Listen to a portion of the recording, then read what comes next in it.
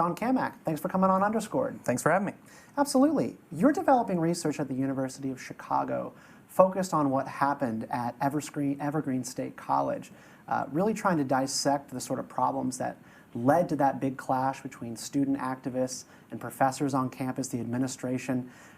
You say that it's sort of emblematic of a larger social justice movement and says something different about what's going on college campuses. Can you just give us a recap to start of what happened at Evergreen State College, and we'll talk a little bit about what it means? Yeah, sure. So in 2017, there were a series of protests that went on at the Evergreen State College. I'm sure people remember them. Some of the professors involved eventually testified in front of Congress about what happened. It was a pretty big national event. And there's a lot going on, but roughly what happened is that they were planning, some of the administrators were planning what they called a day of absence, day of presence. Mm-hmm. And the basic idea, and they've had this out for 30 years, this sort of demonstration where all of the black students and faculty, not all, but black students and faculty were invited to leave campus for a day to go do programming together, and so they could show kind of on campus the gaps that they leave once they're gone, to kind of show how important it is for them to be there. And in 2017, they changed this, and they expected white faculty and students to stay off campus for a day, and have black students and faculty stay on campus for a day. And one professor objected to this, and then there was a series of protests about it, objecting to his objection. And he was eventually ran off campus, and for about a week, 10 days, things really took off. And that was kind of the inciting incident of it. But sort of the underlying ideas that were there well before this week and are there, I think, still today. Now, you say in your research that critics misunderstand social justice activists' motivations, and there has not been sufficient exploration of the things that they believe. So are you saying that there is more going on there besides reactionary, emotional outbursts on the part of undergrads on campus? Yeah, they're not.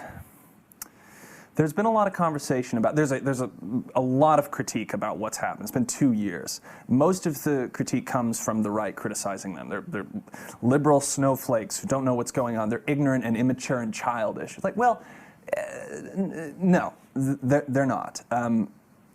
Much of the discussion, both in support of them and against them, is kept on this like political layer up top. And there's so much beneath their, like, the political manifestations up top of their sort of lower level fundamental beliefs. They have fundamental beliefs, like any sort of ideology, any sort of culture, really any sort of political idea. You're saying that people try to fit them into a red or a blue box, just they're left, they're right, that's all they are. Yeah, they're left, they're right, their politics are bad, they're an aberration of liberalism. There's this idea when we think about like witch doctors, right?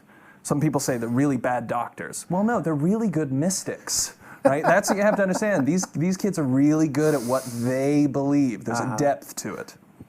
So tell me a little bit about what it is they believe, if you had to actually sum up this foundational ideology that is being obscured, missed, or just sort of dismissed in an intellectually dishonest way by, say, right-wing critics. Mm-hmm.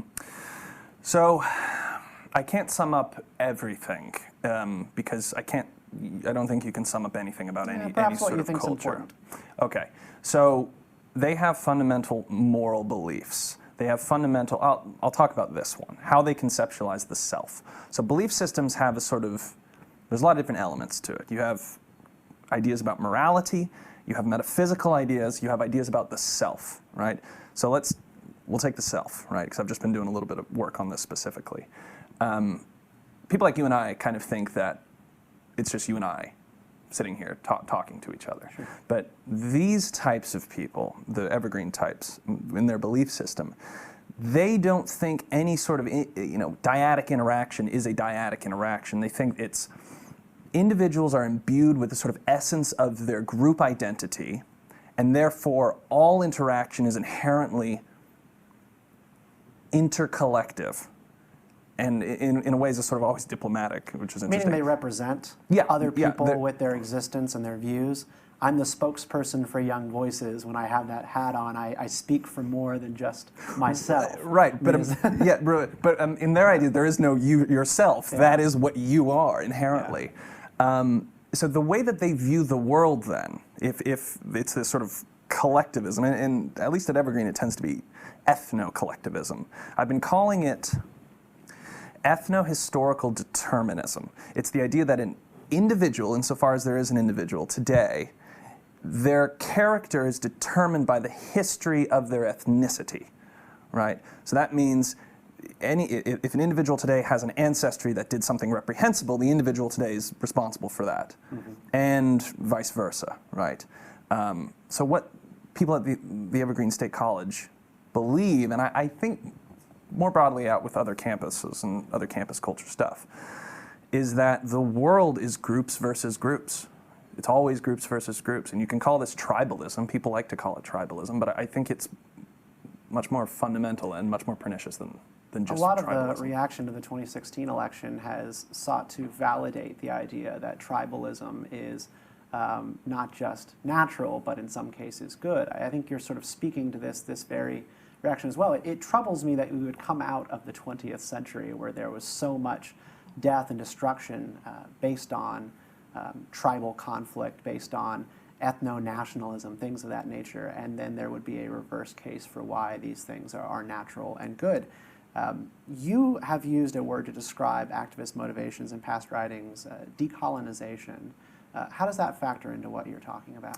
Well, there's a lot of academic literature on decolonization specifically. So I'm not really going to talk to that because I'm not I know I have some colleagues at the University of Chicago who are going to say I'm not accurately representing the scholarship, the post-colonial scholarship. Fine. Yeah. The way that I see how the Evergreen State College people see decolonization, it's this sort of, I don't want to use the word ethnic cleansing, but you're sort of purging spaces of ethnicities, cultures, ideas that you deem impure or bad or somewhat oppressive, right?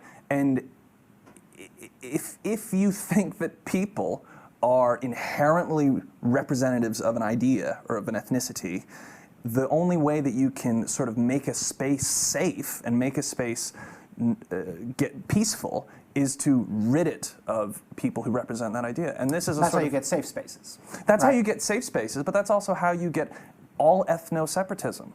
Ethno-separatists, separatism, all ethno-separatists, they're not like malevolent, evil, I'm gonna be a bad guy. That's not underpinning it. Mm-hmm. What's underpinning it is this idea that that's how we get peace.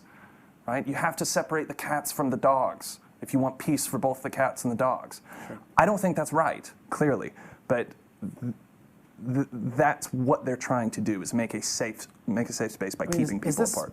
The safe space ideology is sort of born from that. Is this belief system growing across American society? And I guess I would ask, why? How is that the case? The amount of racial progress we've had in this country, the amount of people growing up in communities together, marrying across races and communities and class, that happens more than it ever used to, probably with the exception of education barriers. How did this happen? Barack Obama was the previous president of the United States. Surely that should have pushed people in the other direction, give them a sense of hope, particularly young student activists. I don't think hope is as motivating as whatever its opposite is. Conflict, viewing things as oppressive, having an enemy that you need to overthrow is very motivating. And you were talking about how, in the 20th century we saw all sorts of collectivism and ethnic conflict. It's not just the 20th century. The history of humanity is ethnic conflict. That's the history of humans. Is tribal conflict. Mm-hmm. We only just got out of that. I hope we keep getting out of that. but it's a very motivating force in the way people think. People like to think that they're part of a team, of a tribe, and there's an enemy that they either have to defend themselves against or get rid of to protect themselves. And it doesn't, and the fact of the matter is, we could live in utopia. People wouldn't see it as utopia. They'd find some inequity, they'd find some sort of perceived injustice to validate their sort of, righteous indignation. And I think you kind of have to actively work against that in order to achieve any sort of prosperous or pluralistic We've talked society. a lot about and tried to diagnose a bit of the ideas that you are concerned with, and I want to underpin all of this by saying these are ideas that you are concerned and disturbed by. Tell me it is more of what you believe about the individual, and we'll round out on that. Okay. You talked about the self, how they view the self. How do you view the self when it comes to politics and the ways that we should think about ourselves, identify ourselves in a society? There's nothing wrong with ethnic affinity. There's nothing wrong with you liking people that like the things that you like. There's nothing wrong with building relationships within religion, within culture, over shared, perhaps not shared histories, but shared culture, let's say. I don't object to that. I do object to when people start viewing themselves as fundamentally made up of that group. They sort of have this hole, this eye-shaped hole in their self, in their body, that's filled up with their group, that's filled up with the virtue of their group.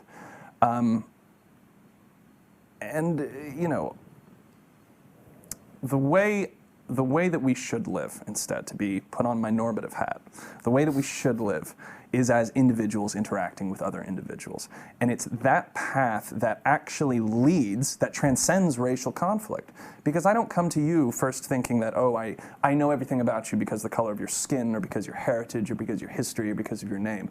I come to you probably recognizing those some things on a very innate level. It's like just rationally, but I come to you knowing that there is a you that's separate from all of these other things.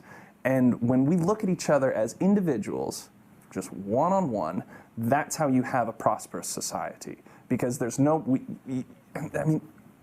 think it's clear. That's how you transcend the ethnic conflict, the cultural conflict, and you build relationships across borders that are otherwise reinforced when you say, this is my camp, that's your camp, get out of town. Couldn't agree more. Shaun Cammack, thanks so much for chatting with us on Underscore today. Thanks, Steve. We'll get you back soon.